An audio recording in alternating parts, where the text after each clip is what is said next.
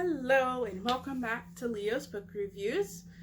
I'm glad to have you back, and as always, if you would prefer to read this review over listening to me, I will be linking both the Goodreads and Facebook links directly to the review in the description below. So this week I reviewed Brett Starr's Random Acts of Poetry Act 2, a buffet of poetry just for you. I actually read Act 1, as it were, last year, and Mr. Starr graciously gave me a copy to read again.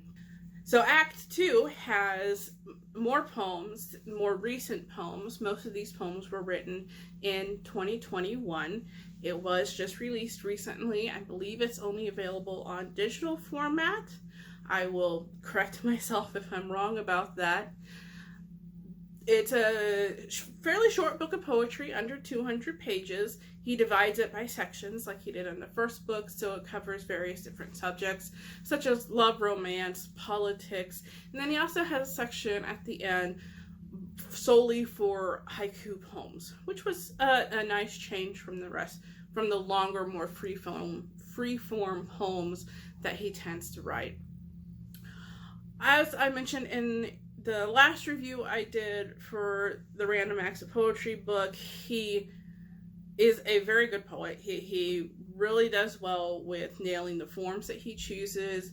He, for the most part, chooses interesting subjects. There are some that are a little outside of my comfort range because I am not a scientist or a mathematician, so that's the main reason for that. But they were still fun to read and get a little more insight into how particular things work. One of the poems he described was about how sections of time are split apart and that historical significance of it. He also touches on a few other poems. I think my favorite one is his one about winter with the muffling snow. It's a very beautiful poem.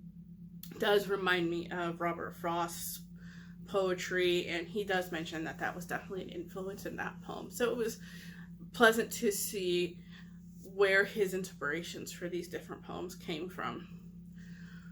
There are some that are a little more on, I would say, the conservative right-wing side, especially in the politics section, dealing with the current climate of COVID pandemic, as well as the many other hot buttons that this current climate has. I wasn't particularly a fan of those poems, but again, for those who know me personally, that's probably not a surprise. I try to keep myself objective and neutral on this channel as much as I can. So if you are a more of a left-wing liberal person, you might want to just skip that chapter. However, the rest of the poems are definitely worth reading.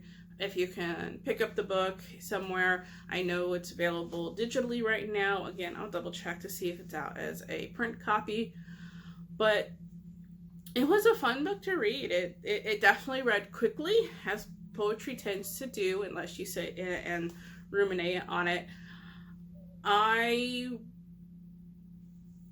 enjoyed it for the most part. Like I said, the ending section with the haiku chapters was a nice change of pace from the rest of the book. He does touch on it. He does have, I think that's probably one of the larger sections of the book.